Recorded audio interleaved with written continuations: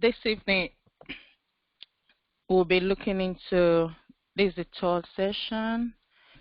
So last week we looked into stake investigation and requirement analysis.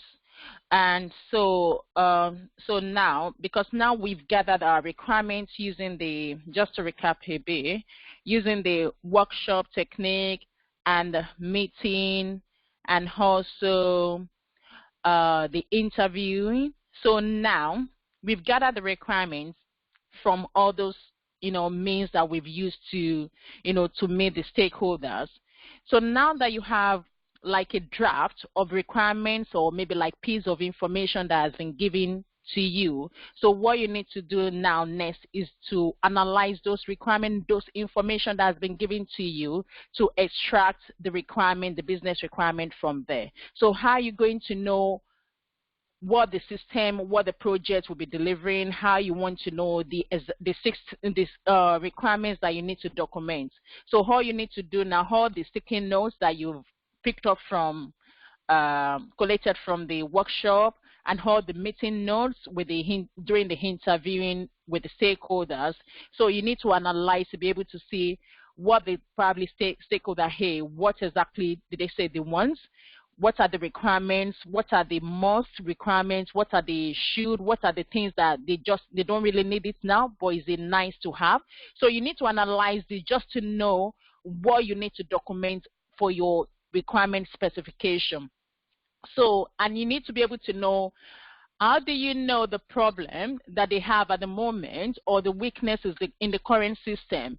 So it's by analyzing where they are at the moment, which is the as-is situation, let's say as-is process or system, or the current system so that they have at the moment, then to where they say they want to be to their desired system. So that's where the gap analysis comes in, because you have to identify those gaps, because now you have the information of what they're doing at the moment and what they want to do next or what they want to have next.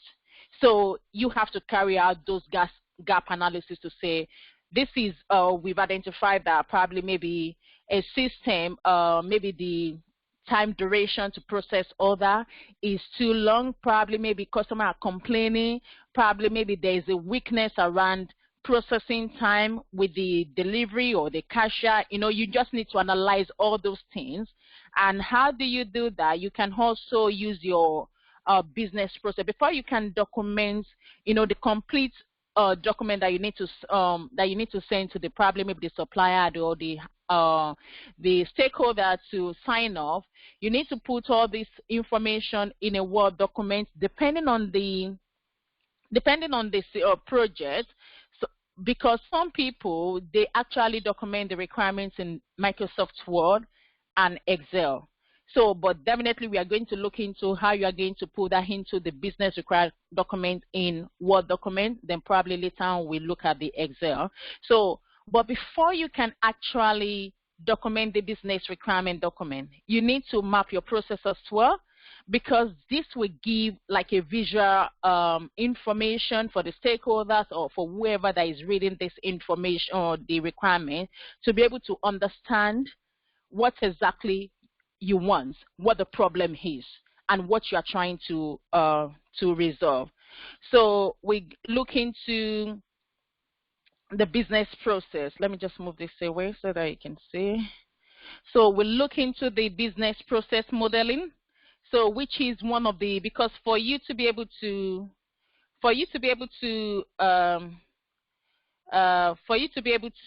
document these requirements, you need to model the business process as well. So, and what do I mean by business process? So let's look at the process. Let's just remove the business in the now, because we all know what the business is. So, and the process is is just like a means by which an organization, they carry out maybe some process or some set of activities, maybe probably to deliver a service or or maybe to actually produce a product.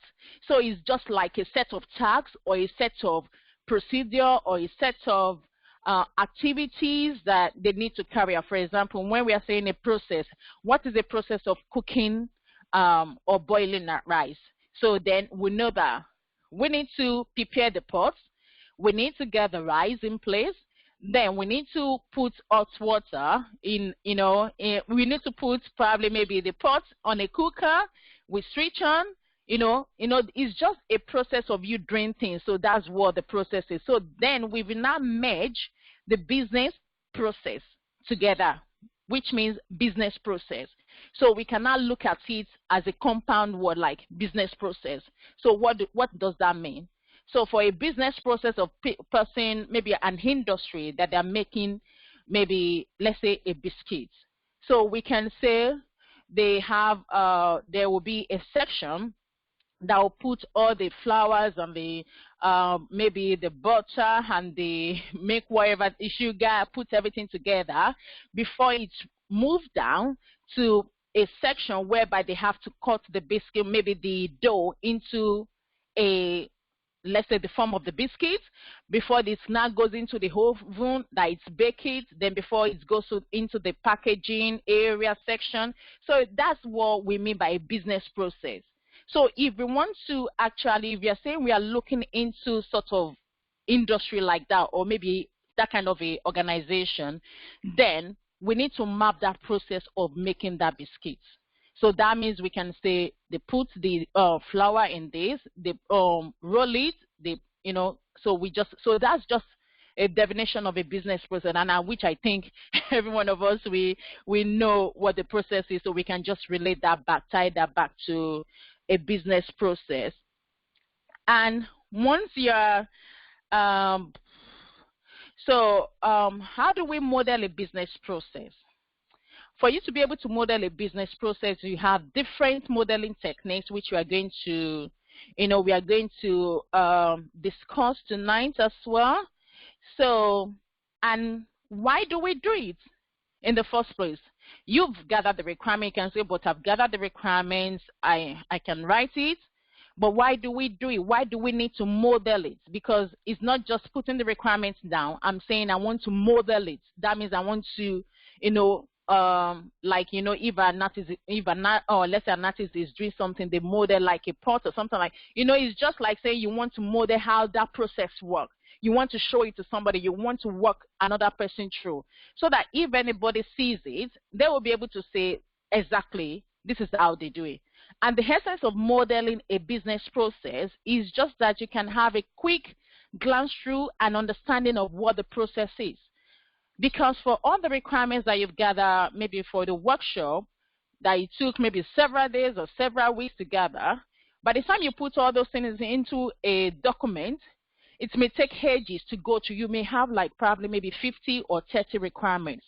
But I may not really have time to say, I may not really have time to look through or to read maybe like 30 pages of document or proposal.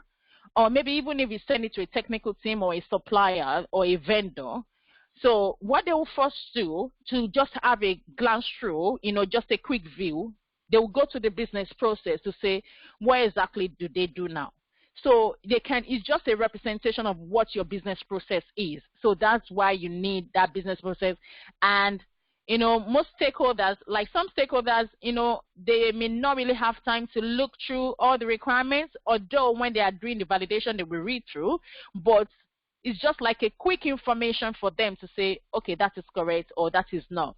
So that's one of the reasons, why we model a business process. So to understand the task, how the task is being carried out and how it relates to each other. Because when we are modeling a business process, it may be within one department, it may be like multiple departments within the organization. It may even be with external users, like maybe supplier outside or maybe customers.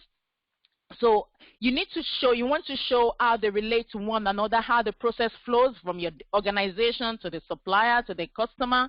So you use your modeling or your business process modeling to actually demonstrate that, so that if anybody sees, they'll be able to know, they'll be able to understand how your process works. And also, we use the business process to model the current state, because for example, you've facilitated a workshop, and they've given you all the information. But because if I happen to say, oh, exactly, I need to know what the problem is, what is the state of what is the current system that they use, what is the current process or existing process within that organization, how do they do things now? So before I can actually read the whole document that you put together, I can just quickly look at the business process, at least to have an idea, like high level understanding of how things work in the organization. So we do that to understand the current system or existing state of that project or the organization.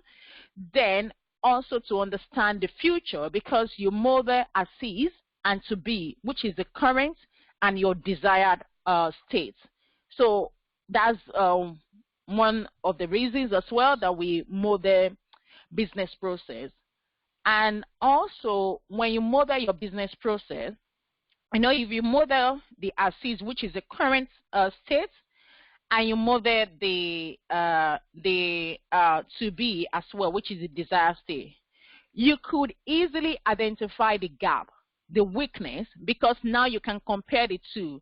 And because if they say probably maybe a box may be omitted or a particular tax may be omitted, maybe it's been missing in the current system and they want to improve it. So with that, with the business process, if I look through the two processes, I'll be able to identify the gaps. At least I will have high-level information on how, what the gap is. So you use the business process to understand the current state, the future state, and also to identify your gaps. And also, why do we model the business process? We use it to capture, processes. Because sometimes you may have a project, or they may employ you and say, we just want to map processes for maybe a particular organization or particular team. Maybe they don't even have a business process. They don't have a process in their department. Fine, they're carrying out several activities. Maybe it could be anything they may be doing within that team, but they don't have it documented. So they may say, okay, we need a BA to come and document our processes because we don't have any documentation in place. So you use that to model so that if anybody asks for it or they want to just have an understanding or overview of what they do, anybody can pick that up and just use it to say, okay, this is how it works. Or even sometimes when you have it, if they have a new, let's say a new staff joining the team, the person can pick up that business process to understand how everything works within that organization or within that team. The person can say, okay, if I click on this, I will send the documents to finance, or maybe, for example, let's say HR. Yeah, let's use HR. So if HR has a new staff, if they have a business process in place that they've documented on how to onboard new staff into the organization. Having the business process, they don't even find they may still train that person, but even having the business process in place, the new staff can say, okay, once we make an advert, we need to send maybe interview dates, we'll do the shortlisting. The person will know the process, how it's, what to follow. And even if the person now, you now have the new staff, or maybe the new staff in place, they've recruited the person, then the person, the HR person can say, okay, what next do I need to do? The person can look into the business person and say, okay, I need to send new starters form and pass it to finance. Okay, finance will say, okay, probably maybe then they need to put that person on the payroll. It just helps. It helps the team as well and the organization. So they will have less time to just train people because anybody can, so they can just pick up that processes in place, to understand how it works in that department. So you can also use that as well. And also the business process, like I said earlier, is a visual representation what you've documented in your business requirements or maybe your system requirements. You can document it in your, you can use the process map to explain it. So even if you go to a meeting, instead of you reading all the requirements, you can just walk through the stakeholder. You can just walk them through the process and say, if you do this, you click on this, you go to this, you send the document to this place, and it helps. It's just provide visual representation. So let's leave it that way. And easy to identify problems and the area that needs to be improved as well. So we move on to the benefits of modeling business process, which I would say is similar to what we just explained, because it helps you to understand how the organization works, and it helps you to identify the problem and to know, to have more information on everything. So I would say the 2 bullet points is similar. So the BA, you use it to model the requirements and the process, and it helps you to understand the activities of how the organization works. We've mentioned that. And also, it helps you to identify the problems and weaknesses of the assist and how to implement the 2B.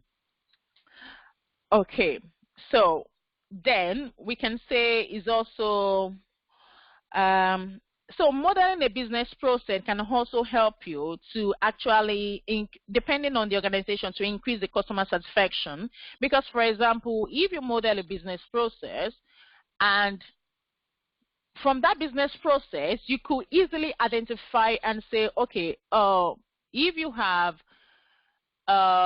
probably maybe a tax is taking 6 days.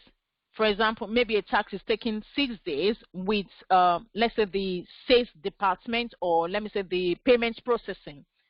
So because you would have mapped that on the business, on the map, on the flow, the workflow, the flow chart, then looking at it, the management may say, actually, if it's taking 6 days to process payments, because if the customer make an order, definitely it takes probably maybe less than 1 hour. Definitely the customer will complete the order, and the sales team, they receive that, send that to the finance to process the payments. And if the finance is taking 6 or 3 days to do that, to actually process the payment before they now send the email or alert the logistic or the warehouse team to release the good and deliver that good. So mapping that on a business as a business process, the manager may say, probably maybe the problem is to increase customer satisfaction. They may say, actually, because customers are complaining that it takes 8 days to deliver this good to us when they make an order, when they place an order. So how do we increase the customer satisfaction? How do we reduce the number of days, probably maybe to 4 days? So from the map, you could easily identify where the problem is, because you could see that is actually maybe the finance, the processing of the payment. That's where the problem is. So it's something that actually helps you to easily identify, where the problem is as well. Then you can now decide, do we need to train staff? Then the management can decide, do we need to train staff, or do we need to change the sequence of how we carry out these activities? Because you could see how the activities is being carried out, and you could see it graphically. So you can say, okay, how about if you move this, change the sequence? Maybe they just, the logistic will start packing it, preparing the order. Then maybe by then, the finance team would have finished, processing the payments. Then once they receive alert, they will just say deliver. So instead of waiting for them to get approval before it takes them another 2 days again. So sometimes it helps the management to, to simplify the process, or change the sequence of tasks, or maybe redesign the process. So it's something that is really, really good, and so for the organization. And I don't know, when you are working on a project, I don't know how you can actually do without a business process. I'm not really sure. not really sure. I've never worked on any project without, without a process, or dividing the process, whether the current or to be. So it's the elements that you need to understand. So I think I've said enough on that. So we move on to the next one. So now that you know that you need to actually model your business process. So how do you know the one that you need to use? We have several types of models that you need to sorry, I think that is commonly used, excuse me. And the first one is context diagram. Is usually high level.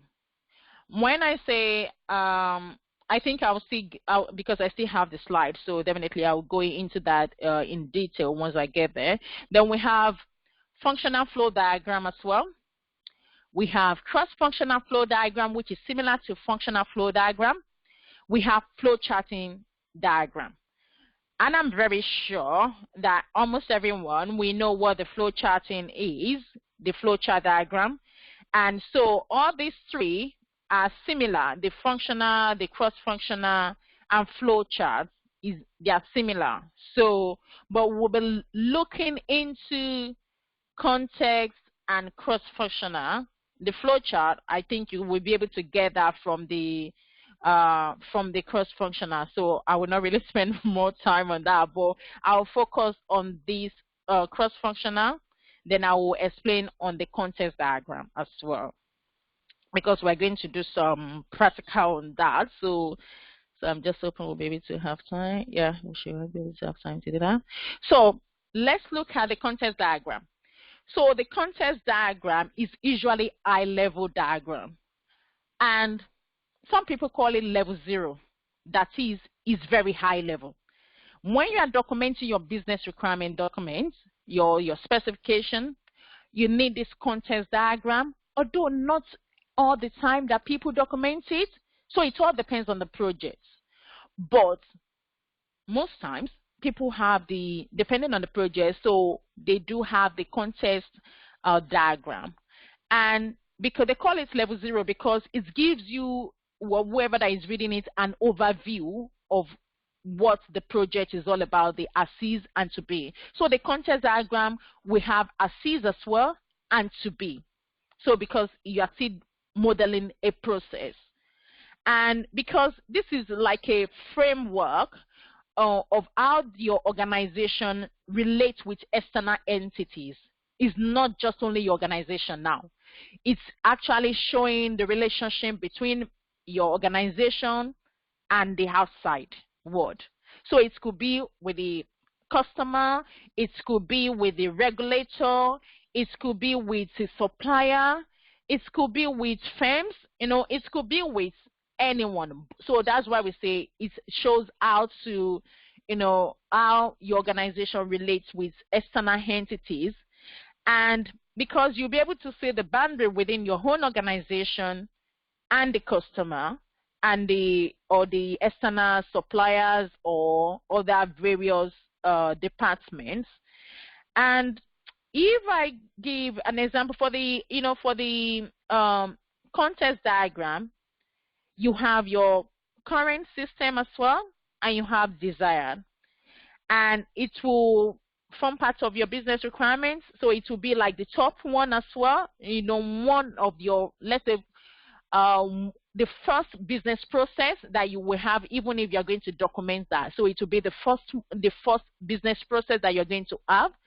And it's usually like I will see if I can demonstrate that as well. So it's usually like a rectangle box. Then you have like processes in place. And also, so for example, like one of the projects that I'm actually working on, so you have this a system, because we are saying we want to build a system. So now, if you're saying you want to build a system, now we are considering what are the things do we need to, for this system, for this solution, do we need to get any information from maybe anybody outside the organization? Yes. We are going to be receiving some files of some documents or some whatever, let's just say documents from maybe from suppliers and from customers and from regulator.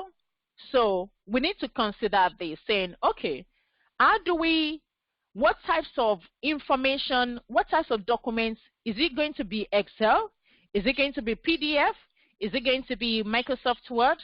Then how about the supplier as well? What will they be sending to us? What type of information? I need to be able to understand that. Do we need a data storage? Just on the eye level. So you just need to understand what you are actually doing. So what is the current system at the moment?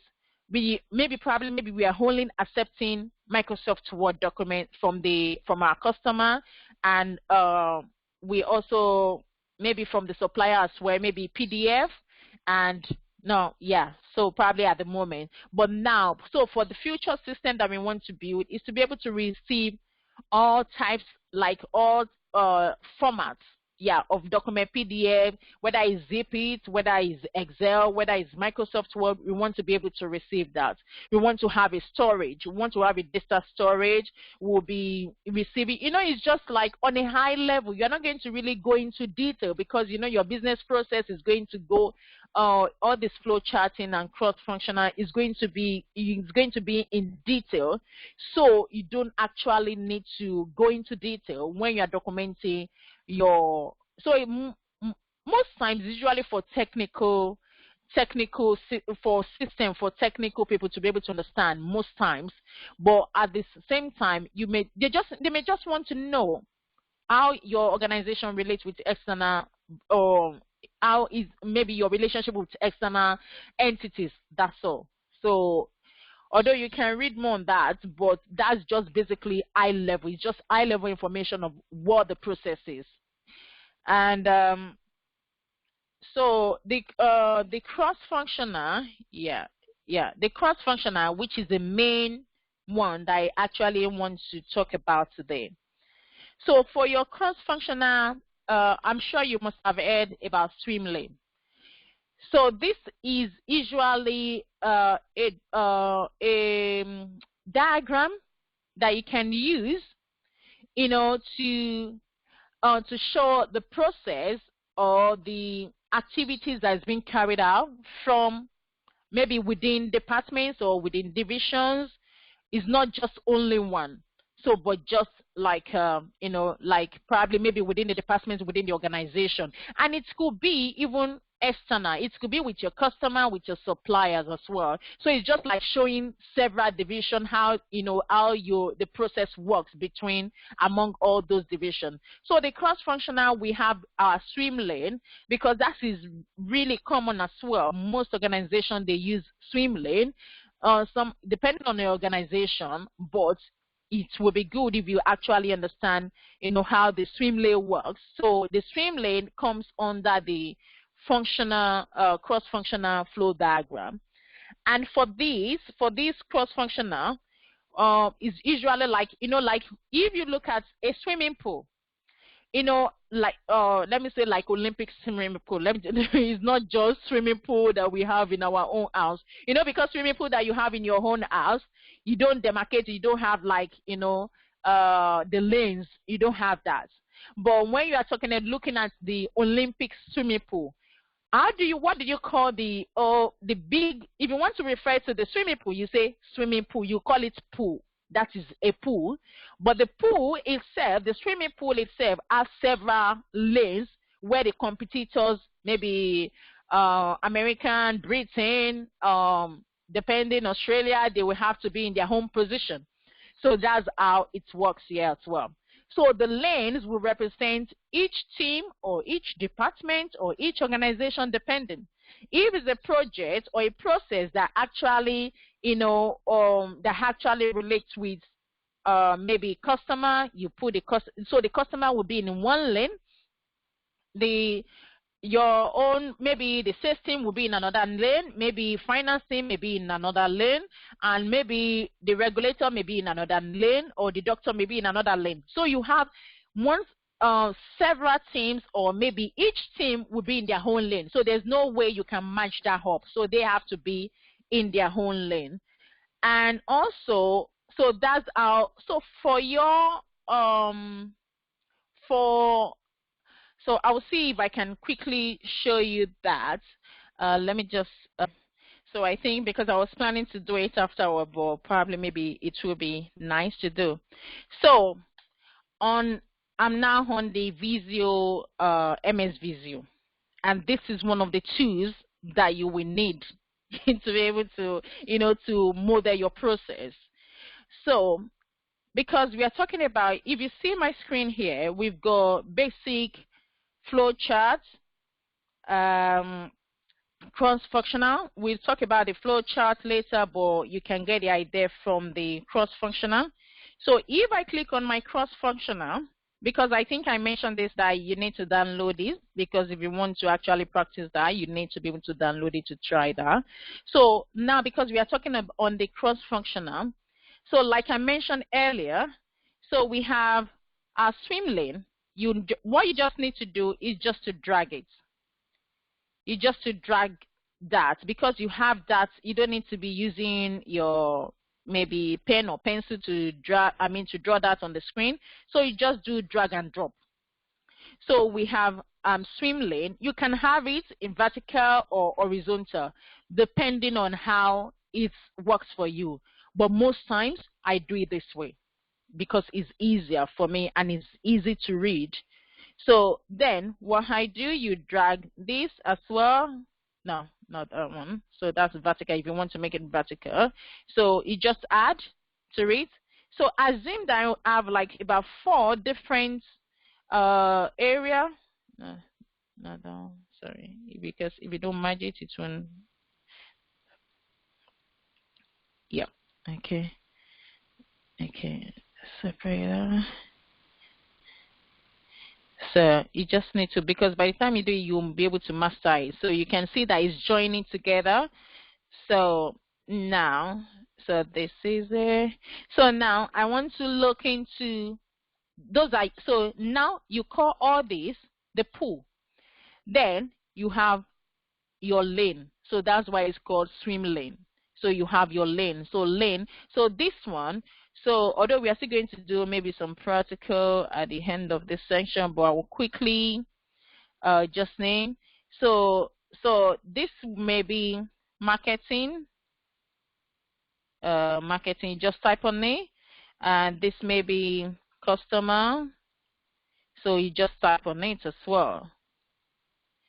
So actually, this one is just to show you, because we are going to model a process maybe at the end, or once I finish all this explanation, we're going to model a process. So how you need to do it. So let's just leave this one as that. So this is a pool. Then for your cross-functional, you must have a start and end. It's a must. It's a must that your pool, because if you draw a process map for me and you don't have a start, I would tell you that no, definitely whoever they would tell you straight away that definitely this person is not competent. So your process map on this, your swim lane, because on use case you don't need to have start or end. So on cross-functional, when you are using your swim lane, you must have a start and end. So you have a start, you could have multiple ends, but you must have a start. So now, because this one is just on the swim lane, so I can get my shape for start. I can get it here. So you could see it's very easy, because you know what you are doing. Because once you understand what you want to do, now the label hood is start. So you just drag it. So one thing is that for you to be able to do your start, we initiate the process. So that means whoever initiate the process, that's where the start button. So if it's the customer that actually initiate the process, you put it here. But if it's sort of like a marketing team that usually call people and say, oh, we have this, do you want to process, do you want to buy this, then you can say here. So you can say, oh, the marketing, they call the customer, the ones, so that means call the customer. So, you know, then here, so that means they've actually linked to the customer. So, but it's the marketing team that actually initiates that. So that is just, I'm just trying to let you understand your start. So you must always have a start. And you know, there are various ways that you can use, because we are using the cross-functional. There's what we call the BPMN, which I'm going to discuss later as well. The shape is different from this one. So, but you know your start. And your hand as well. So because it's the same end, but because your hand cannot be here as well. So your hand may be ending on this lane, or maybe the other person's lane, the fourth lane. So your hand will be here. So what I do most times is just that. For this, you can see that the shade is blue, blue, blue, blue. But if you are doing if I'm showing you, modeling a process for you, I will show you how to do that. So what I do most times, I just change this to red, because it depends on your software, because I think this one is actually default to blue. So that's why it's bringing everything in blue. So because most times it may be blank, like, you know, white, like that, white background. So what I just do most time, because you can say, start is here, and how do you differentiate? So I change this to red, because definitely the end is, what's it called? Is the end. So I just change that. Sorry. I change the color to red. Where's my pen? This is not what I use. Where's my color? Change shape. No. Format painter.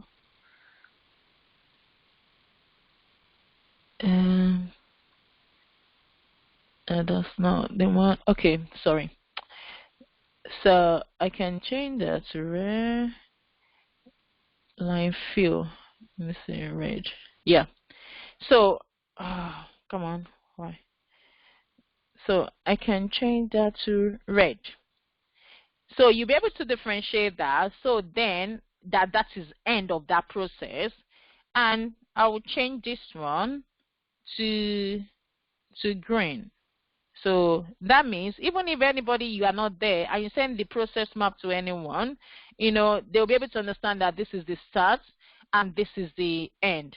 So, and you can adjust the shape anyhow you want, you know, but at least one thing is just that at least it has that shape. So depending on, and some people makes it even maybe thinner, depending, but you know, it depends on how you want it to be fancy, but you just have to do it in a corporate way. So your pool, your cross-functional must have a start, and it must have end as well. And so for you to be able to, you know, how do you link the activities? So we have what we call the sequence flow. So these are the same sequence flow. You can use your pointer, you can use your connector. So for example, if I click on this, you know, it brings out the option. I can select, if it's activities, then I can just select it. Or even if I just drag it, if I drag it, it's different. So that means I have to link it myself. So because I didn't actually use this option. So what you can do, you can just use your pointer to say you draw it. Oh, why is this thing? Let me just use my connector. So you just draw it. So that is it. So you can use your connector as well, you know, to link the boxes together. So it just depends on how you do it. And so you have your connector, you have your start. This is your activities box, which I'm still going to, yeah. So this is your activities box, like, so this is, you know, the task, the activity. So it's the same thing. So you use this for your start. You use this for your activity when you are carrying out a particular thing or a particular task. And also we've mentioned about the terminator, which is the you know, the same shape. And we also have what we have sub-process. I know you can see it from here.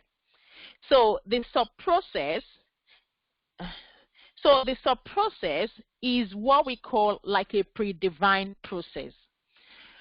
So let's look at, you know, this is one process. Assume we want to say, I'm trying to use an example.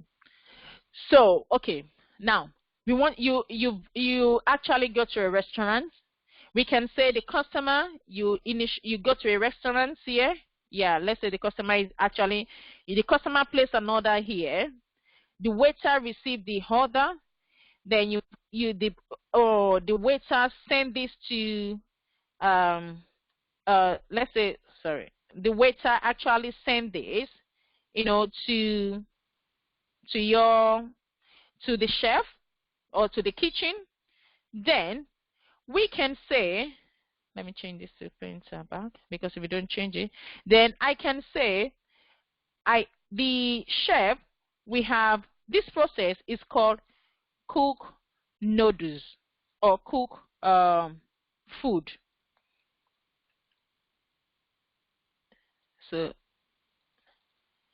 So I can say this process is cook noodles. Yeah. So that means this process, sorry, let me just link that.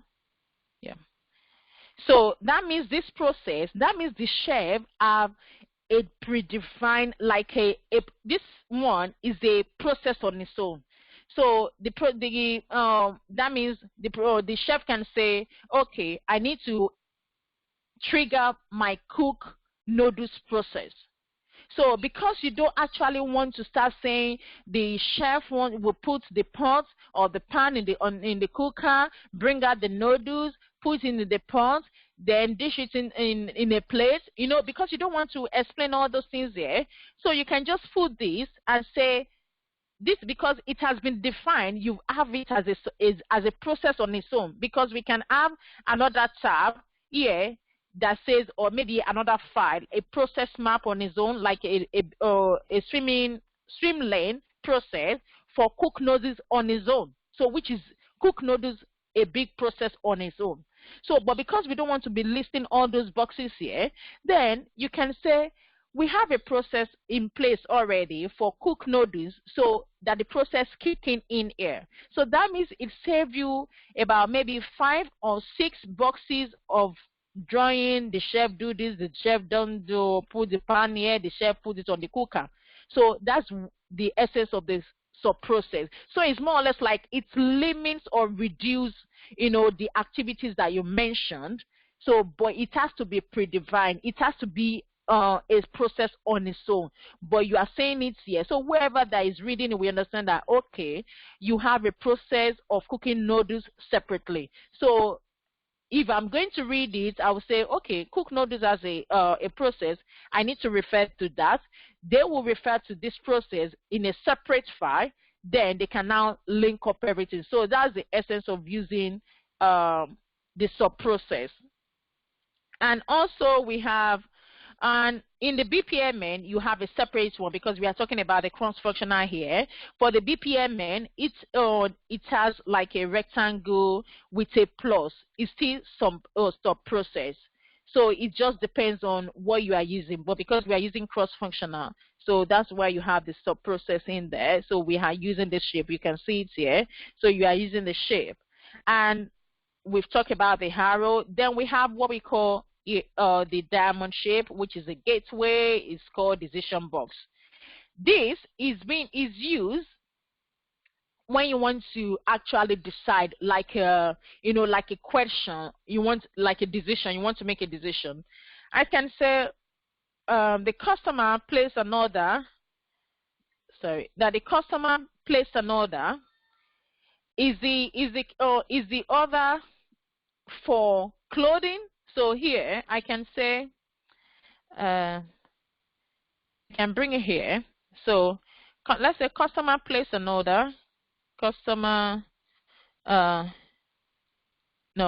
because, and another thing which I'm still going to cut account, I can say place an order, place order, place order. Then, as a salesperson, let me say I bring it down here. Let me delete this one. We know that already. So maybe this is the processing team. Then I can say, is the order clothing? So that is a question. Is the order clothing? Is it shoes or is it clothing? If it's clothing, then I can say, so that means when you use this, you either have yes or no.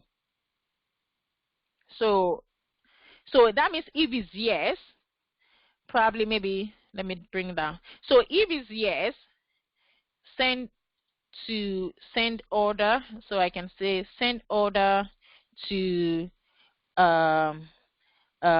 clothing departments. Yeah, just pardon what I'm writing there because I can't really, the screen is small and I can't really see the departments. Yeah, let me try and maximize zoom that. Yeah, okay. Send order to clothing departments. Yeah. So now, so the yeah, let me just so then that means here you have the clothing department will receive it here. They will receive, let's say, receive order. Yeah, okay. And here, so now you have it yes. How about if it's no? So that is, if it's no, let me add another line here.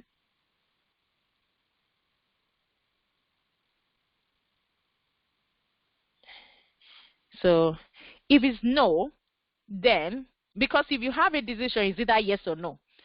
So, so if it's no, I want it to be, I want to send it to, maybe to general department.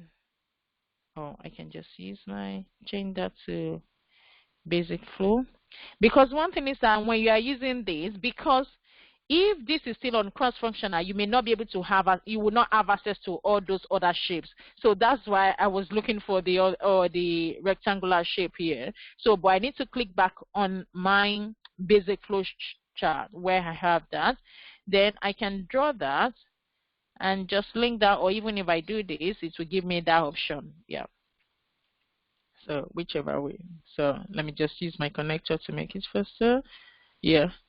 So now, then I can say, you change it back. I can say no. So if the order is not clothing, then it has to be sent to this team. So that's the essence of using the decision box. So, and I'm sure that is clear on that one. So it's more or less like a gateway where you have several means, you have several options.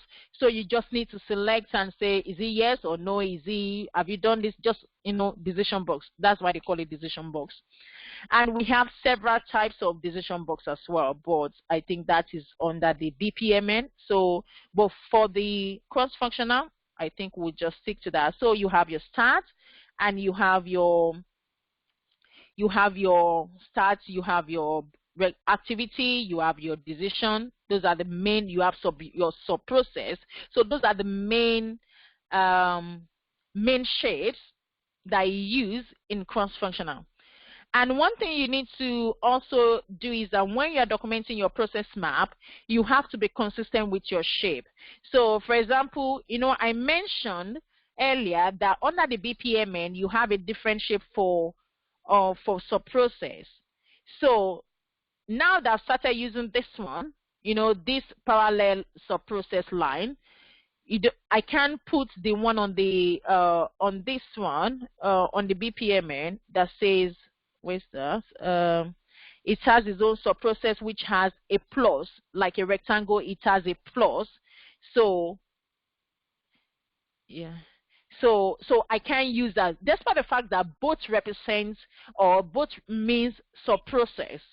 But I have to be consistent with what I'm using here. And here, and for the fact that here I'm using start and end on the same shape, if you look at this, you can see that is different. This shape is different, and it still means end. Because you can decide to use, in your swimlane, you can decide to use this as end instead of this. But once you start using this, you have to be consistent, in this particular swim lane, you have to be consistent with it. Although for another maybe project or document, you can use this. So, but when you use one of the shape needs to be consistent so that it won't confuse people. So even if I have two ends, I can use this and this because it doesn't really make sense. So you just need to stick to one. So I'd rather stick to one and be consistent so that whoever is reading it will understand and say, okay, this means end. So I will delete this one. So you have to be consistent. And when you document your process map, because it's based on the information that you've actually received, from your stakeholder, then you need to make sure, like now you're doing your workshop or your interview, they're giving you some information, and based on that information, you don't really know the process, than the the business user itself, because they are the one using it. So once you document it based on your own information, the information that you have at the moment, then you need to take it back to your stakeholder. You can send it to them ahead, to avoid delay. You can send an email to say, okay, based on our last conversation, I've now drafted, I've drafted the process map. So could we spend some time? Maybe you can put in meeting in place and say, okay, could we meet at 2 o'clock or maybe the next day, depending on whenever you want to meet, to talk through this process. Then, because it's always good, to send it ahead of that time so that at least the stakeholder would have gone through, would have provided a comment or maybe prepared their own comment so that by the time you meet, it will be easier and quicker, and the stakeholder can just say, most times they print it out and say, okay, actually in this box, I did not say is the customer that will place the order, is the marketing that will place the order, or I did not say, or maybe if it's not clothing, it's not supposed to be sent to the other department, it's supposed to be sent to, another department. So they'll be able to clarify because they can see what they've actually told, how their business was. They can easily tell you whether it's wrong or right.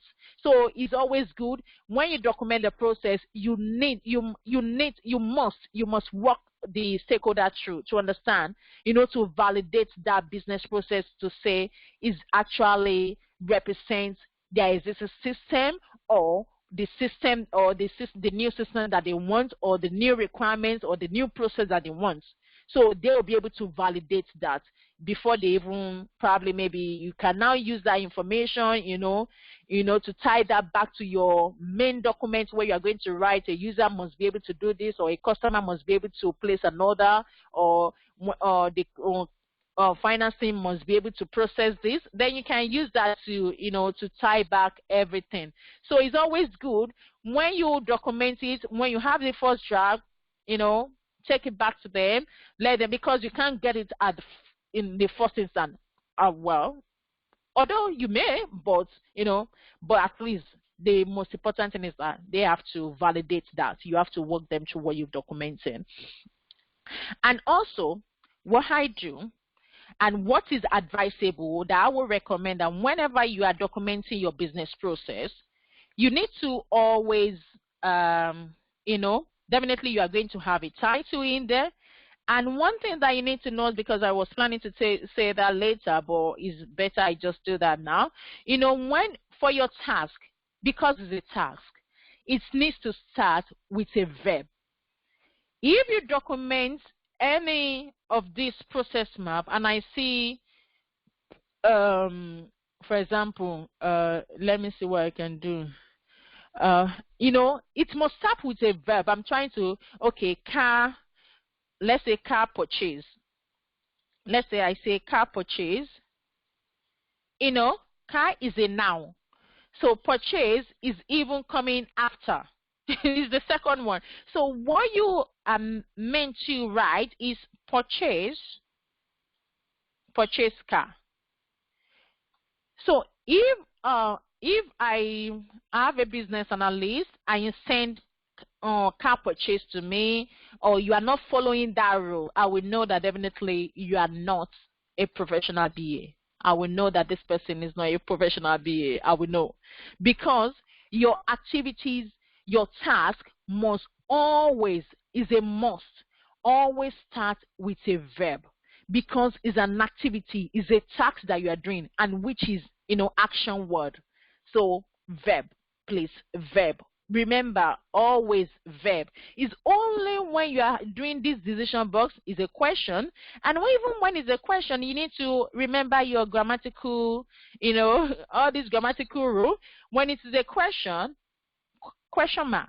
Although some people, they don't really look into that, but because I'm more or less like, I'm really detailed when it comes to this, so definitely I will expect this, because you are asking a question.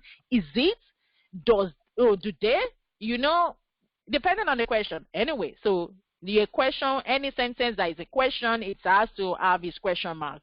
And when you are doing the activity, which is this box, this particular box, it has to start with a verb.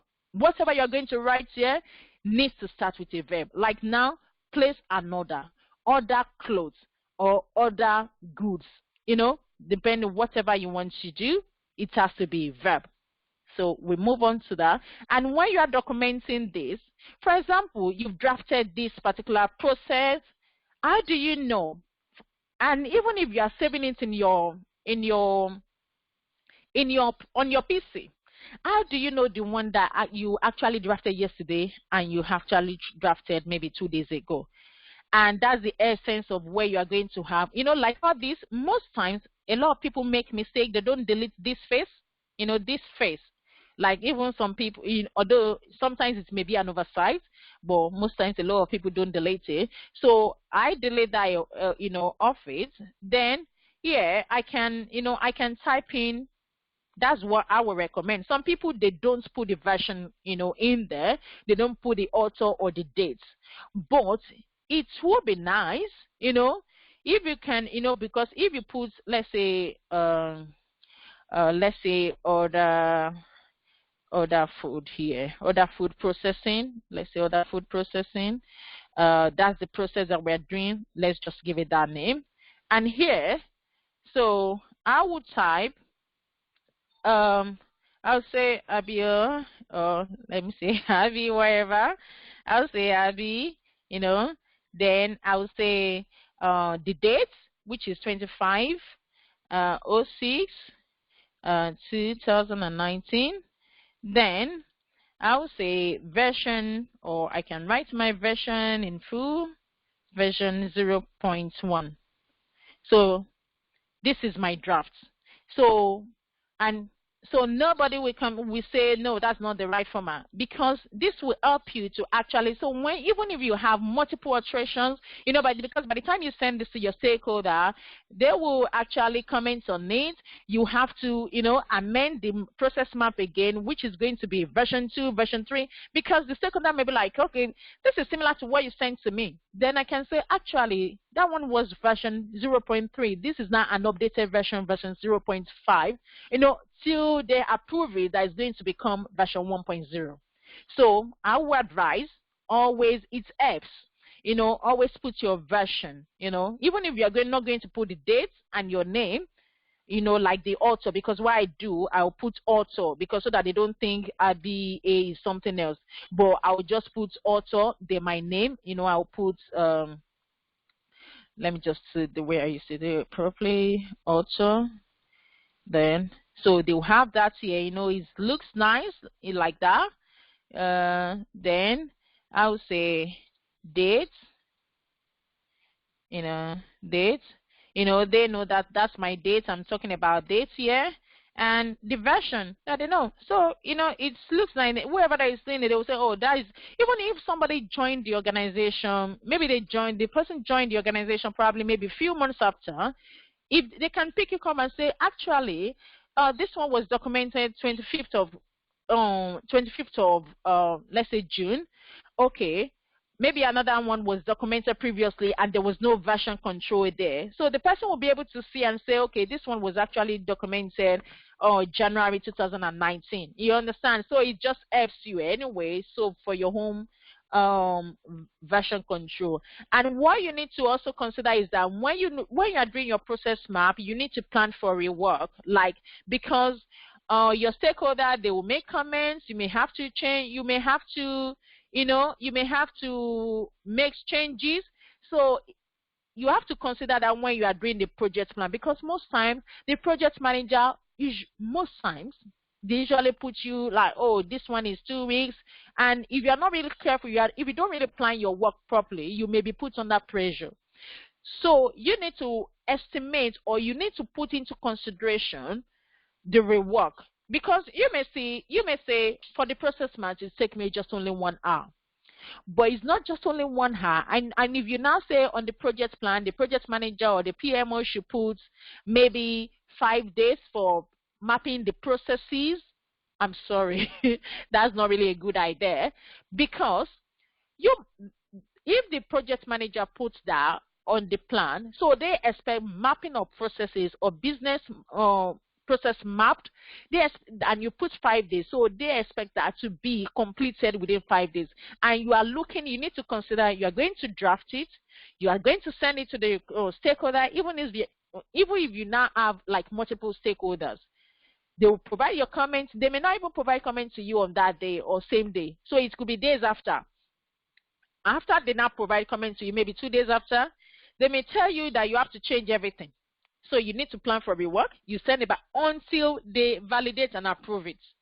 So always put that into consideration. Don't think probably because it's easy to draw, just put the rework and alteration and discussion around, because you may have to involve another person. They may say, okay, this particular one is being done another department, then, So always put that into consideration. And is your stakeholder actually have the final say on this? Because they are the one that will actually validate and provide sign-off on your business process, be it your use case, be it your requirements. Is the stakeholders. If they don't give you a sign-off, you've not completed your work. So any business process map that you don't know your requirements, they have to validate that. They have to sign you up. If not, you are still working. That means you've not completed your work. And also, in your process map, it's not just only human, like a department, that you can actually put here. For example, if you are using like a Salesforce and some tasks are automated, let's say Salesforce, yeah, and you have some tasks that are automated, I will remove this decision box in here just in case. So here, so let's say when the customer places an order, which is manual, because this is manual task. If the customer places an order, the person is doing it manually, right? So, but when it comes to, say, if it has to do with system, you can actually put the system in there as well. Then we know that if I have another box here that says, it could be automate alert. So let's say send alert or acknowledgement email. So that means I'm saying whenever the customer places an order, they receive the Salesforce, we will send alert, then so probably maybe the alert will go to the customer and also to the let's say the finance or the system. So that means I can link that. I can draw the 2 arrows, from here to say the arrow come here, and the let me remove this one. The arrow come here, and let me remove this. Yeah. So that means I'm saying when a customer places an order, you have the Salesforce team, which is the system, automatically it generates alerts that it sends to the customer and also to the system.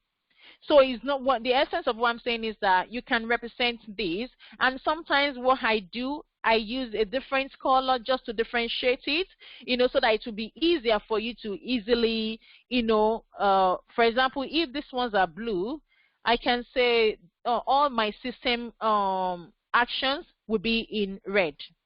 So some people, it could be plain boxes, like white background, but if you put colors, it depends on the organization that you work, they may not really mind. So you can color, like feel the, make it colorful.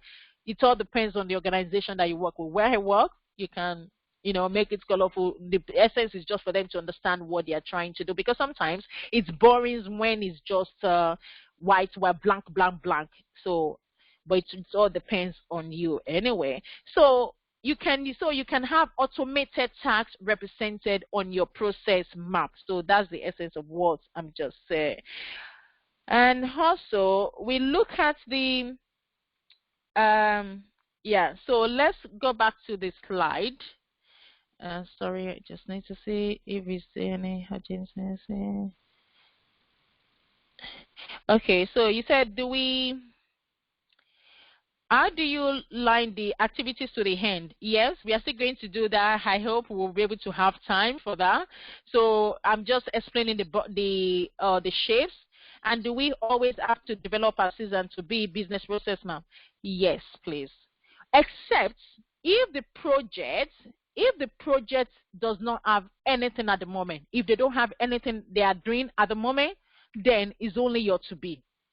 You don't need, that means, because they don't have, if it's a new organization, that means they don't have anything existing. They don't have anything in place. So everything is going to be new. Then it's going to be only to be, or desired system or desired process. So it's when the organization has already been in place and they have an existing what they are doing at the moment, even if it's just manual and they now want to automate it. So that means you document the manual process, you document it as your assist, then the automated process will be your to be. So it depends on the project. If it's new, they have existing, yes. If they don't, if everything is just from the scratch, is your to be. So we've talked about the cross-functional. So we are now on the flow charting. So the flow chart diagram is is similar as well. So, but it's just that it involves just only one. So, because if you look at the visual that we actually documented earlier, this has about 4 or 5 different customer Salesforce. Now we may say that we want to actually look into how the let's say how the customer, what they do. So we can say this place an order. We cannot break it down. So this one swim lane, you cannot break it down in your flow chart. So it will just be one. So your flow chart will just be, you can even have it. You may not use swim lane. So you may just use the normal flow chart that you say. Let me see if I can just do that as well. So basic flow chart, I can have a new. Let me just go to new. New basic flow chart. So basic flow chart here. So let's say create.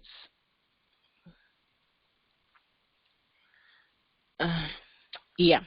So now we want to actually look into this is now for the basic flow charts. So the basic flow chart actually go into detail, because in the other one, the cross-functional, because you have multiple departments, and if you try to explain everything, so you can say actually we want to understand how the customer, how they place an order. So we can say here, so you don't need to draw any swim lane. So here, and if you decide, you can actually use the swim lane, but it will just be only one lane. So that's the flow chart. So this is the flow chart. So you can say the customer, not this process, no, sorry. So you can say the customer place an order. So the customer placed an order. Oh, you can say the customer browse website. Then we can have another one to say customer click on the on women's clothing. Customer browse to blouses. Customer, it goes into detail. So, or for that customer. So you can have it for the maybe for the logistic as well, or for the where, depending on the department. So it's just like going into the detail of what they actually do, So that's the flow chart. It's not for multiple departments. It's only focused on one group. So that's just the difference. So you have cross. So you have like, when we say cross-functional, that's what you cannot get it now. When you say cross-functional, that means cross-functional flowchart. So that means multiples. So then the flowchart is just one. So let me just put it that way. So it's the flow activities that you actually perform by one actor. So when I say one actor, one group, one department, one team, depending on one person or a system. So you explain it to the lowest detail, like, so it's going to be only one person that you are talking about that is carrying out their activities here. So not like sales and interaction here. So just only one. So that's for the flow chart. So it now depends on the project. Then you'll be able to decide whether you're going to use flow chart. If it's just going to only involve one. If it's going to involve multiples, you can use a cross-functional, the swim lane. So, and also you could lead this back to, like what we just explained now. I could lead this back to the cross-functional, because we've actually picked the customer. Now we want to expand on how the customer places their order. So, excuse me. So for your for your flow chart, you should be able to link that back to the detail. If it's the project that actually relates, that is it. But if not, so it's documenting, it's in detail. And also you have a single task box in swim lane. Yeah, so it could be in swim lane, and you can use it. You can say, I'm not using swim lane, but I can decide to use the swim lane, but just only one lane. And also there's no interaction with other function in here. You can see is only customer we are describing here. So no other interaction with any other functional area. And also, and this this functional, this particular one functional, it helps the QA to actually document their test scripts, because they can say, for example, if we say this one is to browse to the website, then click on the, let's say this one is click on the, I'll just use, I don't want to really type long, browse, I'll say browse, click. Remember, we are using verb, click on the, so I'm sure you understand what I mean. Browse the website, click on the web, and click on the women clothing, select browse, the blouses category, then you select the size as well, select size as well, So here, so we are documenting how the customer place their order, or maybe browse the website. As a tester, I can use this flow chart, to document my test cases. So I would say, as a customer, click on browse the website. Can the customer browse the website? Yes, that's one test case. As a user or customer, the person should be able to browse this website, or maybe browse women categories. Fine. So because all this can actually help to form the test cases for the QA. So it's you actually make their job easier when you document this. So it all depends on the project. So I'm not saying for all, but it all depends on the project. So the QA as well, it helps them to document their test scripts and test cases. And also you should be able to trace back, all these requirements.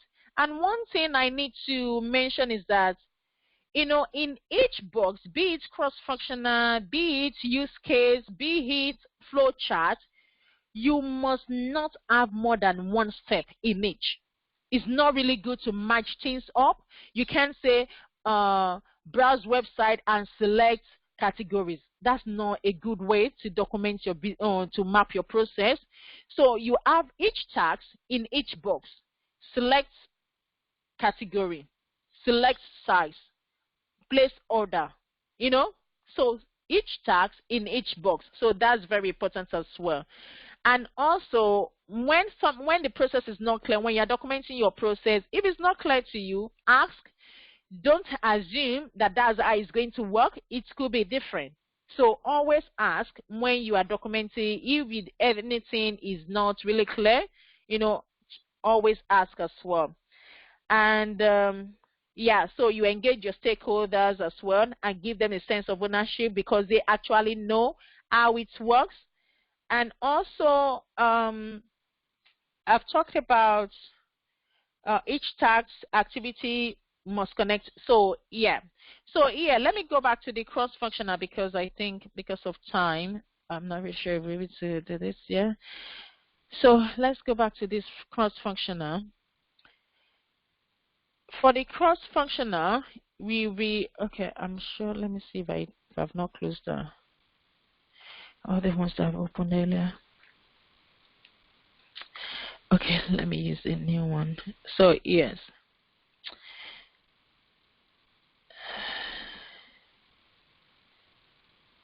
So I'm just trying to demonstrate that when you have an activity, you should always connect to something.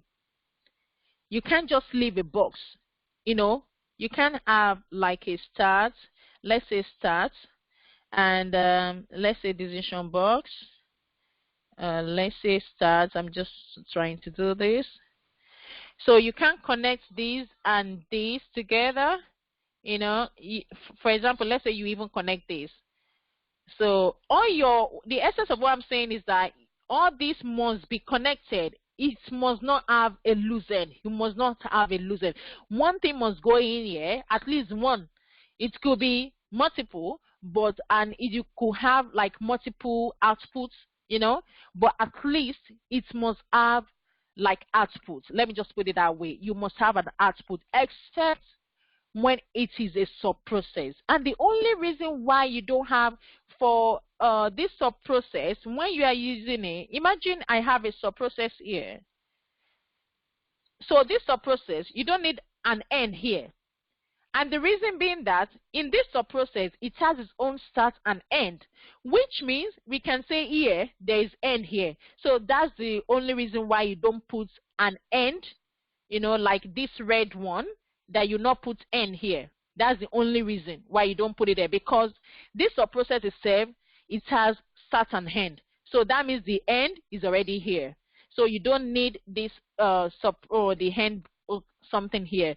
But if it has to do with other ones, you know, if it has to do with these other boxes, you need to have, it has to link to it. It's only when it is end that end is not supposed to connect to any other thing again.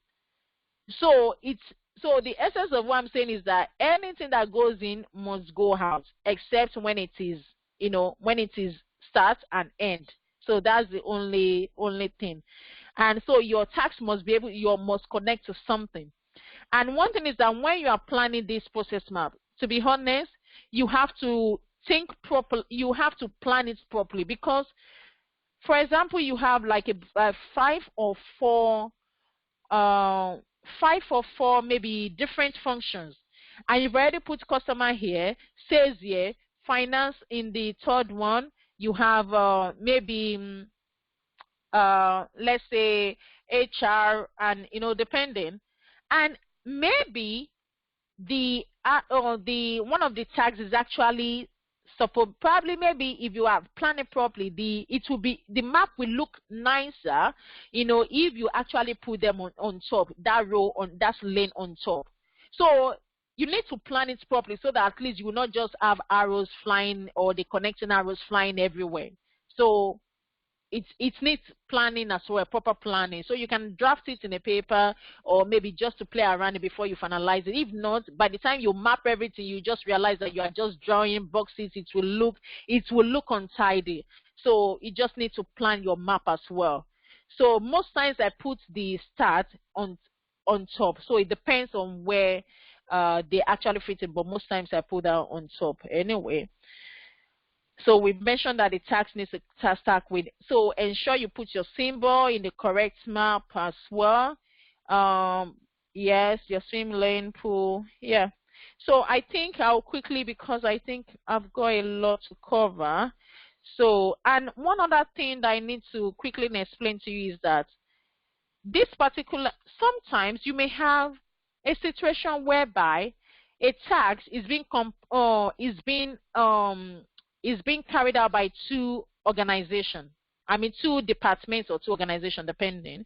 So what you do is just put them in the boundary of each of those ones. So that means I'm trying to tell you, when you see a map like this, I'm trying to tell you that sales and finance, they carry out the same task together. That's what I'm trying to depict here, saying this particular task is being carried out, in conjunction with sales and finance. So that is how you represent a task that's being completed by two actors. So let's quickly move on because of time. Here we've discussed about that. And for your BPM, the BPMN, so because it's very common, and that's why I showed earlier, so we've discussed about the symbols, is a notation. It's just a business process modeling notation. Like if you see what I've explained here, so this one, so these are that's why you have it, a BPMN basic shape. It's a shape. You still use it on your swim lane, yeah. So, but it's just a notation. You can see that it's different. The start here, the start in the basic one is different from the BPMN. And sometimes some organizations, they use the BPMN notation, and some organizations, they don't even care about what you are just after. So, okay, this is what I was trying to tell you earlier. So you can see now, so this is the BPMN sub process, but for the basic flow chart, this is different. But it's not that when you use this is wrong or this. So it depending on what you are using. If you are using the BPMN notation, which are all these shapes here, for your process map, be consistent with BPMN and just then you have to use this process map. But if you are not using BPMN, then that means you are using basic flow chart shapes, then you have to use this for your sub-process. So, and I think we've covered most of this. And another thing I need to also quickly tell you is, like for example, if you have a long process that actually, and you can't really document in there, what you can do, you can just put it like this one. You can do it here. So that means you are saying off-page reference. I'm telling you that there is a continuation of this process in page 3. So now if I say, so you now say connect to, you can see it say connect to new page 3. And if it's existing page, you write it there. You just write existing. So you can see here, I'll just say okay. Then it's taking me to it there. So if I click on here, so I can start I can continue my process map here again and say, all this decision, everything, continue here. But if I click on this, you can see it will take me back. It's not taking me back to that page. So that means I can actually, navigate between one page. I'm telling you, so once you see this, you see like, okay, the process is still continue. Then I'll click on it because, it's the number of boxes that you can actually put here is limited as well. So you don't want to have just long, although it will be extending it, it will be extending, but to make it look, simple and easy to read. Then, because if I'm putting in probably spacing or adding more boxes here, you see that it will be expanding. Yeah, see, you can see it will be going and going. So you'll be having it. So you can see is you have long, so you can draw as many you can put, but I tried, to make it simple to fit one page. Then I just click on it. So once I click on it, then I can say it links back to the second page. So that's the essence of using this one as well.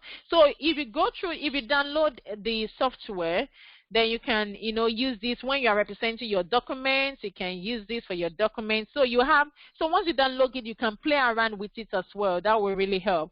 So I want us to quickly talk to go through. So that's your BPMN. So, and also we have so yes, so for the business, I'm planning to model this, but I don't really think we have time to do that. So to model the business process, we've talked about the level 0, the context diagram. So that's your level 0, and you talk about the eye level. So it's possible for you to have a context diagram, and you also have to model eye level business process, which is you can use your cross-functional, the swim lane for that, for this level 1. So we call it level 1. Then you can even have eye level, then break it down again to low level, into another low level, which is level 2. You break it down again. So that's why so you can have it it's just like going into detail, more detail, the lowest detail, that's so. But I'm planning to be able to do that if I can cover that soon. And also I've showed you how you can model the task that is being completed by 2 actors. So I think the next one is just okay, sorry, I think I missed this one because I was actually looking for that. And so yeah. So we have what we call unified modeling language as well. So you use that to model your requirements and system requirements as well. The use case diagram is totally different. So I'll see if I can quickly show you that. So most times you use the use case for system requirements because you'll be able to relate, you'll be able to show how the system, how the actor relates with the system. So I will see. And why do you use this use case is more or less like a specification of the actions that the user or the actor, perform with the system, the interaction between the system and the actors. So there's what we call actors. I will show you as well if I have. So it's always good when you have a system project. You can usually use that to to do the representation, the visual representation of that requirement, because when you create that use cases, you can link the stakeholder to the system requirements. You can say is when the customer that we actually maybe enter their PIN at the ATM, because that's really common. You can say is the waiter that actually places order at the restaurants, so not the manager, so or not the bar or the barman. So it's just for you to be able to show that as well. So it defines the the boundaries of the system, and it also capture and communicate. So you can actually use it to do your Toby and assist as well. So it's still the same as well. So it has, I'll see if I can quickly talk through that one, because I think I have a lot of notes here that I'm planning to yeah, let me quickly talk through. And I think I will not for this I will not go back to this. They will just continue on the Visio. Yeah, so let me look for this. So now I'm going back to my Visio, and I want to do use case. Let's say use case. Sorry, let me switch on the line. Use case. Yeah. So it's searching. Yeah. So I will use the basic one. Yeah. Which one should we use? Yeah. Let's say use case. Yeah. So now I have a blank, because all the templates are there. You just need to select the appropriate what it fits your project or the project that you are actually doing. But the most common modeling tools that you have are the the UML, which is the use case, and also the BPMN, because when you are doing your interview, that keyword needs to be there, BPMN. That means you know about the business modeling or business process modeling notation. You know how to do it. So, the cross-functional, the swim lane, and the use case. So you need to know that. So now we want to draw this. So we want to draw a use case. First, I will have mine. We call this system boundary. We call it boundary, the system boundary. So that means who are the people that will be relating here? So these are the actors. They don't go inside. We call them actors. So you can see as is labeled here is actor. So you can say this is the customer. You can say this is somebody that wants to place an order. And also you can say, oh, this is maybe the bank manager. You can say this is the cashier. You can say this. So it just represents, the actor, the people that interact with the system. And here, you can say that this one is different from the cross-functional, because that's why, system, when it has to do with system, like, for example, ATM, machine, whatever it is that it has to do with system project is good as well. But you have to actually figure out how to be able to know whether you need to use cross-functional. Anyway, so here, this one will now represent the task. And remember, the same rules still apply. You use verb. So we can say place order. Or you can say, I'm just trying to put something. You can say enter PIN. If it's ATM machine, let's say enter PIN. Or we can say check balance. So all the activities that whoever that will be carrying out, there we can say withdraw, release money, or press select withdraw. Maybe the person is checking balance. So the essence of what I'm just saying is that, okay, this is actually the activities or the tasks that the person is carrying out. So you can say, let's say, print out money. Let's just say print out money, print money, release money. Yeah, let's just put it that way. I'm just trying because we have 20 minutes left. So yeah, so this is my customer, and what you need to do always, make sure you label. So because how am I going to see? I have 5 people there. How am I going to use the person that is placing order or the enter PIN? So I can say customer.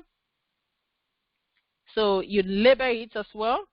So I would say, sorry. So for this one, I say I want to put the names. Why this thing?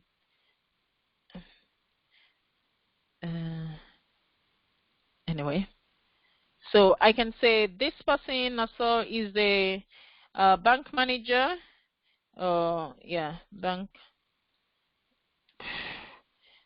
manager.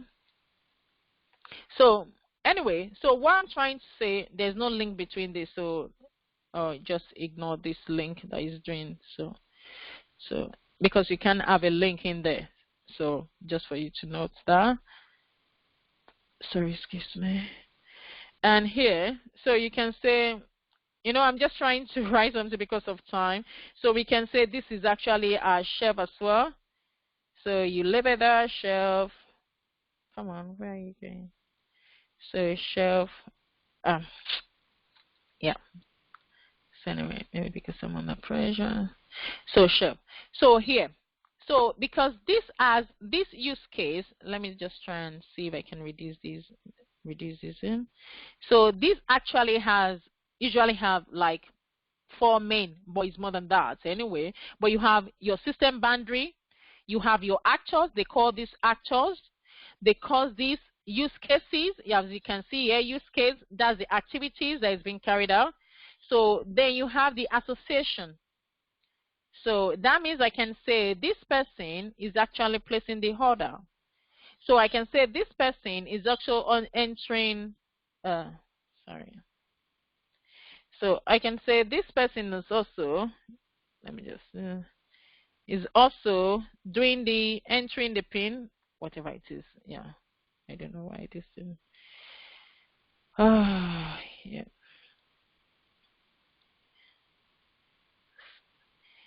Yeah. So, but what I'm trying to do is to link this. Let me just see if this one will work. Yeah. No, not that one. Yeah. Anyway, what I'm trying to do, let me see. No, let me use the connector. I know it's not the right one, but I would just, it's just to, yeah, okay, yeah, yeah. So, yeah, okay. So we are saying we are trying to show the association. So that's what this one means. So that means I'm saying the customer actually placed the order. The customer also enter PIN. Then I can say the chef cooked cook the food. Let's assume this is cooked food. Or I can say the bank manager prints money. I can say the bank manager prints money. So, and it's possible for you to have like two the association to be linked to several people as well. You can say this particular one is also linked to this shelf, and this one is also linked to this. So it's very easy, to be honest, once you know how to do it. Once you understand how you want to model your requirements, so you can actually use this to do your use cases. And there's other one for like digital projects. We use wireframe as well. So probably maybe we can talk about that today. So probably maybe next week.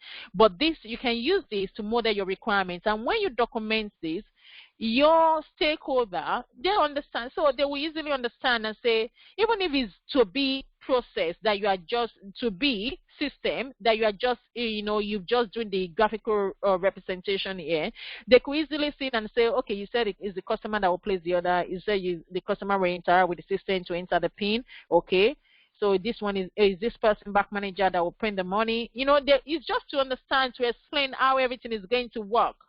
So that's use case, but you can try that or so on your own.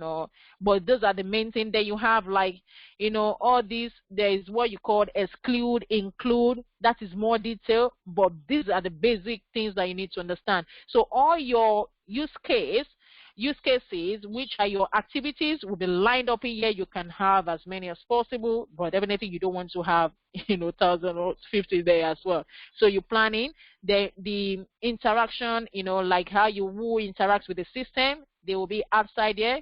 Then how they interact, the link, you will show it as well. So let's quickly do the visual, if I can do that in 15 minutes. Yeah. And yes, so let's start from scratch. So we want to model eye level. Yeah, let me go back. New. So my new project now. So let's say I want to use cross-functional. Yeah, I want to use cross-functional. So you have different templates in there. Yeah, create. Yeah. Okay. Now, so come on, go cancel. So now I want to. Did I ask you to do that? Okay. So let's say here. Let me do 3. Yeah. So because of time, I want to quickly do it. Okay. So now we want to place, I would say, order processing, order or order item. Let's say that's the name of my process. Then I have my, as I advise, you can put your name. I'm just going to put AA because of time. I'm going to put 25th of 6 and 2019. I'm going to do version of V0.1. Yeah. So because this is my first draft. So yeah. So you can see here. Now I want to start. You have to definitely. That's why I say you need to plan this. So who are the people that will be involved in this process? I have my customer. Then I have yes. I hope you will not mind if we run over the time, but I will try and complete this so that at least I don't want to leave it. So I will have my customer. I have the, let's say the sales, let's say the sales team. Let's say Okay. No, I don't want system. Let's say the finance or payment team. Yeah, let's have them. Then I have the uh, let's say the warehouse team. I have, or I can just put warehouse, depending. So, but the people need to understand what you are saying anyway. Then I have the, let's say the courier. Yeah, yeah. Okay. Now, so this is my, so I can do fancy, but I'm not going to do that because of time. So you can remove all this shade. So because like in the one I use in the office, I don't have it, but it's because I think I've defaulted this to this blue. That's why it's there. So you can change all this coloring, the background. You can do that as plain or maybe any color you have. Like, so I move on to now. I want to start. So is Mike, sorry, I can't read that message now. Let's just concentrate on this. So this one is my start. So I'll try and move this one. So I'm going to put this in green. You can have it blank as like I said. So I'm going to put this in green because this is my start. That's where I'm going to start. Now, so the customer is going to initiate this process. So then you can drag it from here, and you can, if you hover this, you can see the arrow, then you can just select. So it's is faster. So then I can say this, I think I will default this to actually blank. That will be easier. Okay, so here I can say browse, I can say place an order because we are doing high level now. I'm doing high level, level 1. I'm doing high level, place order. I hope I'll be able to remember all these steps. Come on. Place order. Yeah, so place order. Place order.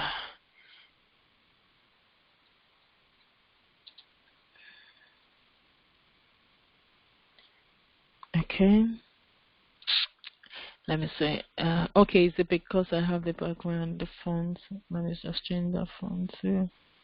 Let's see, yeah. So I hope. Okay, so I place the order. Then, so once I place the order, I'm doing high level now. So the finance team, so that means that goes to finance team. They check my filter. So that means, okay, so so when I just mentioned place order, so now the finances, I would say process the payments, process the payment, just to at least you understand, and whoever that is going to, so process payment, I can say process payment. Yep. Then once the process payment, then they may ask, okay, so as the payment's gone through or payment successful, I can say payment successful. Sorry, I'm just going to, so I can say payment successful is payment. So now this my decision box is payment successful.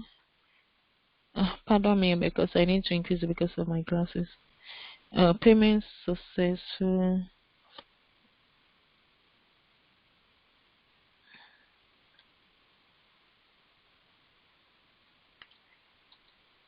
Successful. Yep. Okay. So if it's yeah. So now not that one. So payment successful. That means if it's yes, if the payment is successful, what I want to do is to then we can say to the warehouse team, package the order or process the order. Yeah, let's say process the order. You remember process order, or we can say process order or process the order. So depending. So yeah, remember I have, because most times it could be oversight. You may miss this. You just do yes and not remembering to do the no as well. So always take note of that, because most times even people that are working on it for 5 years, they still make that mistake. So but sometimes it's an oversight. So then we can say process order. So no, let's say this is no. So this is my no. Then because if it's no, then I can say either send cancellation. I can say send cancellation. Send cancellation email. Yeah. Okay. So I think, yeah, he's using the fault instead of mender. So you can see we are using verb, and here you can say now, because if you said you send cancellation, who do you send it to? You are trying to send it to the customer. So which means change the fault. Yeah.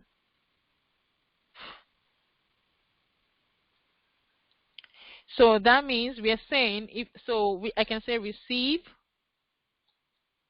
cancellation email. Yeah. So now,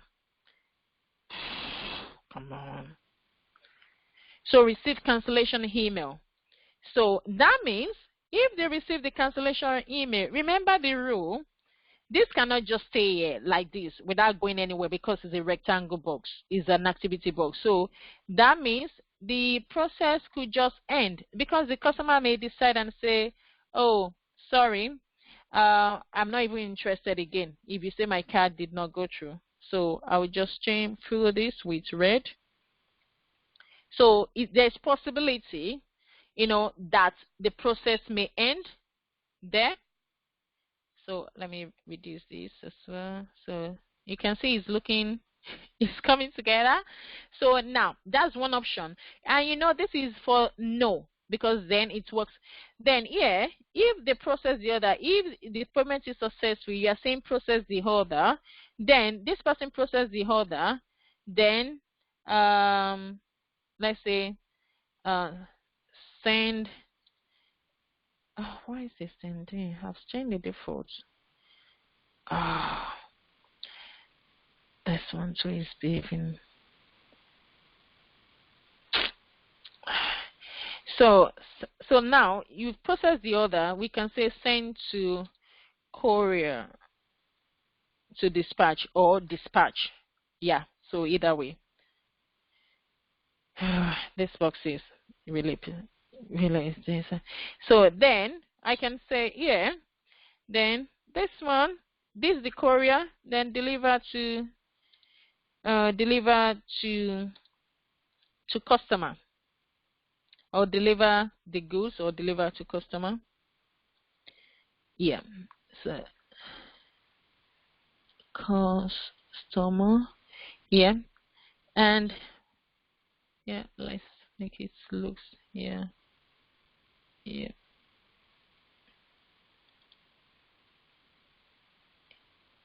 Then so you can see that I'm having multiple ends here, multiple end color. Yeah. So which is here. So now, so even so, you can color these the way the boxes the way you like, but we are not going to do those fancy stuff here.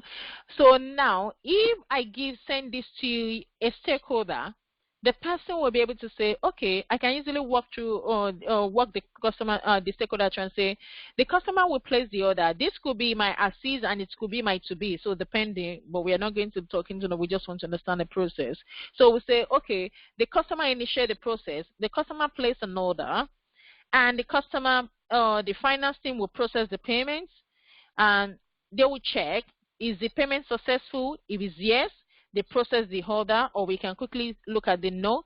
So if the payment is successful, if it's no, they send cancellation email to customer, and the customer received cancellation email and that terminates. So if they want to place an order, we can have an arrow here so that the customer would decide to place an order again. So that could be another one. So it's possible the customer wants to order, or the customer may decide, do I want to place an order? We can have a decision box here that will say, when they receive the cancellation email, then the decision box may be here and say, do I want to do I want to probably place a new order? If it's yes, they start it again, and if it's no, they just end there. So let's look at the yes. So I will say, okay, if the payment is successful, that means the warehouse, they will process the order, they will send the package to courier. The courier will deliver it to the customer, and here. And this is high level. It's easy to understand. So I want to quickly go to, if you don't mind, I want to just break that down to level 2. So I can represent this and say, this is my high level requirements. This is not detail. You can't just leave it like that. So you have to go into detail. So I can say, let me just for the sake of time, I'm going to probably maybe copy this if this system will allow me, and then paste it here. Yeah, so I've just copied that over, to the page 2. Yeah, so just to save time, and here I want to go to the level 2. So because when you are documenting your business requirements, like I mentioned, you are going to have high level and low level. So depending on the level, it could be 3 levels, it could be 2 levels. Now I want to go to to the detailed one. So here, place an order. I can break that down to say, how do you place an order? I can say the browse to, I can now add more boxes, browse to website, browse to website or to social website, depending on the you have to put, if it's a particular website, you can put the email address there. You can't just say browse to website, because the stakeholder may say which website. So let's put, for the sake of argument, let's just say browse to let's say Tesco tesco.com. Yeah, so browse to tesco.com, and if you don't mind, I can stop. So I'm just trying to make sure I quickly finish there. So browse to Tesco website. Then I can add more boxes in here saying, okay, for the Tesco website, if I browse to Tesco website, I create an account. Do I have an account? No. Then I can create an account. So that means you have more boxes. I'm trying to shift it, and there's a way you can group this. You can actually group some of this stuff. You can actually hold and select it, and I can drag it. I can move it here, and that's yeah. So you select everything together. Where's my stuff? So you move it, you can, so yeah, so you can see it starts, I've created spaces for order. So I can say drag. So now I'm now breaking it down into more detail. Browse to tesco.com, click on, or maybe select maybe goods. Let's just put it that way, select good. Then once I select good, I click on checkout. I can say checkout. Not this one. So I can say checkout. So because if I do checkout, it could ask me for login to accounts. And if you can see, in the first one, we just say place an order. So now we are going into detail. So I can decide to go into detail here and say, check out. Then it will ask me to create an account. Do you have an existing account? Or I can even say create account. Or I can just say log into the account. But if I'm doing the level 3 or the level 2, I can explain in more detail in there saying, have you created an account before? Or enter username and password. So you are now even going into more detail. So that's what I'm just trying to explain here. So because whoever that is going to read if you are reading the low level, there's no way you will not understand how that process works. But if you look at the first one, you just say place an order, but you don't really know how the customer placed the order.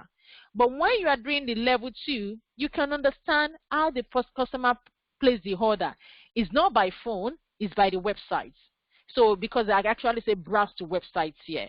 So, and I've selected the person has to click on go, the person has to log into their account, you know, they have to do all those, I'm going into more detail. And here, so assuming that I've put in all those information here just for the time, then even here for the finance, I can say the finance receive an alert for maybe new order. Let's say the arrow is from here. It's just because of time and I don't want to really rush things. Yeah. So I can say the arrow comes here, not even here. So they receive the maybe they receive the email alert here. Then they check the card, process the card payments. So they may even have to do their home further checks, as in, does the card actually match the address, or does the name of the person placing the order, does it match the name of on the accounts? You know, they may actually, you know, go into detail as well. And also, so you can break this down again. Product process payments can be broken down into 5 or 6 depending on the process. And warehouse as well, they may say they receive the email, they package it. Is it next day delivery or is it standard delivery? So you can see now we are breaking that down as well, saying standard delivery or next day delivery. Then they send it to courier, or they may even, if it's standard day delivery, maybe it's another supply, it's another courier or logistic company they will send it to. So it's more or less like you have high level, you break it down again, you break it more down again, low level. So you can break it down. You can have like 3 or 4 levels of the, to document your business process. I think probably maybe we can spend, maybe next time we can spend time again to document this, because once you now have your process map in place, you can put that in your business requirement document with the requirements, and your stakeholder will be able to understand this is how you want how they want that the process to work, or this is what is existing, the as-is or the to be. And one other thing is that here in your title you need to put your as-is, if it's as-is, so that whoever is reading it will understand that it's as-is process. And if it's to be as well, you just put it there so that at least you'll be able to differentiate it, because if you just send this to me, I may not really know, is it for as-is or is it to be? So always note that you need to put whether it's the current system or the old system. Is really is a must, for clarity purpose, because nobody will know whether it's as-is or, this thing. So, and I think we'll stop there because of time. We'll stop there tonight, and so I'll quickly go through the messages, if that's okay, just to round up thing. I know you're enjoying it. I'm enjoying it as well. I like talking. So it's level 2 and level 3. So level 2 and level 3, they are not high level, they are low level. So it's only the context diagram is high level, and also the business process map, like the first one that we just that I did. You can see that is really high level. It wasn't, so it's just only 1 box for customer, it's only 1 box or 2 boxes for this, 3 boxes for this. And so this is high level. See, so we call it like level 1. So the context diagram, that's the one. So because the context diagram, if you remember, the context diagram we just have, it will not be a swim lane. It will just be maybe the system, then you have like the customer at the outside, the logistic or the courier, and maybe other things like that. So it won't be on swim lane, the context diagram. So this is high level, and this is more like a more low level, like level 2. Then you can have the level 3, which is detailed as well. And we can say that. Okay, we can yes, as a BA, you need to be a good communicator. So that's one of the skills. And I think if there's no other question because of time, because I know we spent 2 hours, so I'm really sorry about that. So, and I think any other question before we actually call it a day or a night? Okay. So, if there's no other question, any question before on this, what we've talked so far? Yes, yes, we can do because of time, because I actually rush, because I actually want us to, have like document a proper, like a proper process map that at least you can really understand, and we can have. I'll try and map out some requirements next week, then we can document it properly. And yes, you can download the MS Visio from online. I'm not really sure if it's free because my own is professional one. So, but you can actually either get the software. I don't know if there's a free trial for 30 days. I'm not really sure because I'm not using trial version, but you can purchase that. But you can try and see. I can yeah, because my license is just for me alone. So yeah, I think you just need to get a software, because it will be good if you have the software. You can practice that on your own, and I think, to be honest, within 5 hours you will be a guru, to model a process. Once you follow all the rules: verb, title it properly, map it properly, use the appropriate boxes for question, for decision, for tags, for start, yours. And, if you follow all the rules, to be honest, it's something you can learn in a day. And I'm sure even in 2 hours, and the practice makes perfect, you'll be able to do it. And you remember when you have two actors carrying out the same task, what you just need to do is just to drag it, to the boundary of those two areas. Yeah, so you just put it there. Yeah, and that's it. Yeah, and I think since we have no more question, and I think we'll call it a day. Thanks so much for your time, and apologies for running late. At the moment, because for the BA, I can't really give you any assignments because there's no how I'm going to even say it, even if we do the process map. But by the time before we finish, if you're going to attend the workshop, we'll be able to do the requirement. But I don't really know when we are going to have the workshop at the moment. But you need to understand the requirements, how to document the requirements, and how to map the process flow. And that will be, that would be what we can do at the workshop as well. But if you have the MS Visio, you can just practice, map any process, whether you want to buy clothes or you want to shop or, anything. You can try that as well. You can try. Yeah.